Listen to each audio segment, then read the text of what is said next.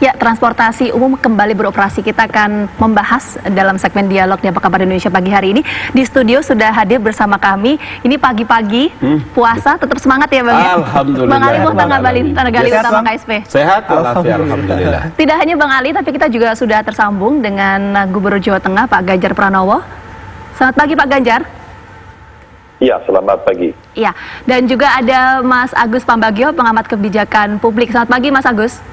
Pagi Vita, Bayu. Saya mau ke Bang Ali dulu deh. Oke. Bang Ali, tema dialog hari ini adalah transportasi umum kemudian kembali beroperasi. Sebelumnya ini sempat kemudian kan diberhentikan sementara waktu. Iya. Itu pernyataan dari Menteri Perhubungan. Respon Istana seperti apa? Kalau merujuk kepada Peraturan Menteri Perhubungan 25, memang kan itu peraturan yang mengatur tentang transportasi dalam masa pandemi ini. Ya. Jadi kalau hari ini kan kita tahu bahwa Kementerian Perhubungan itu memiliki tugas untuk melayani masyarakat dari penggunaan transportasi.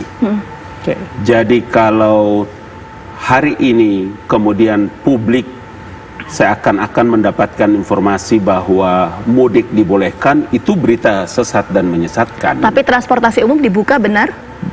Kalau transportasi umum dibuka itu untuk mengatur siapa? Mengatur terhadap transportasi itu digunakan bagi para petugas-petugas kesehatan yang juga mungkin mereka yang darurat, sakit keras, meninggal dunia dan lain-lain sebagainya.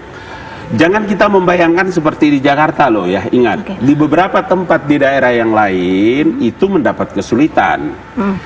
Kalau nggak salah hari ini apa besok, apa kemarin sudah dilantik para kapolda-kapolda itu. Kalau ingat, TNI, Polri tidak boleh ke daerah. Kalau itu masih tetap digunakan, maka dia tidak bisa bertugas ke NTB, Pak Iqbalnya. Ada yang bertugas ke kabupaten provinsi yang lain.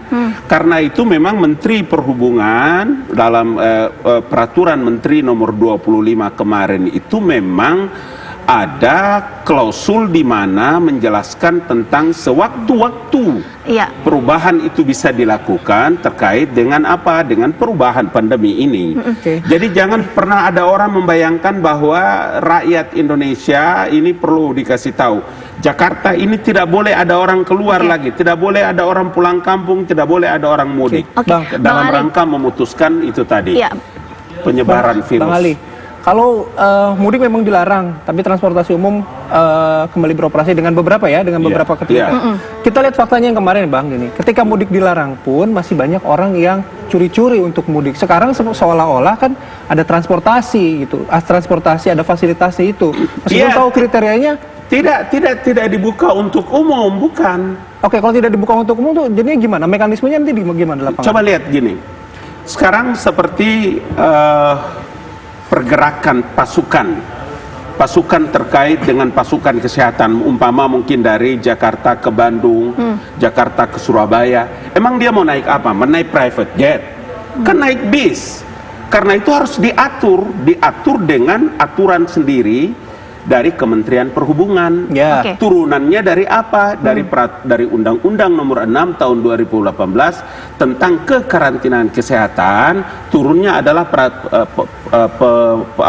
pemberlakuan pembatasan sosial berskala besar.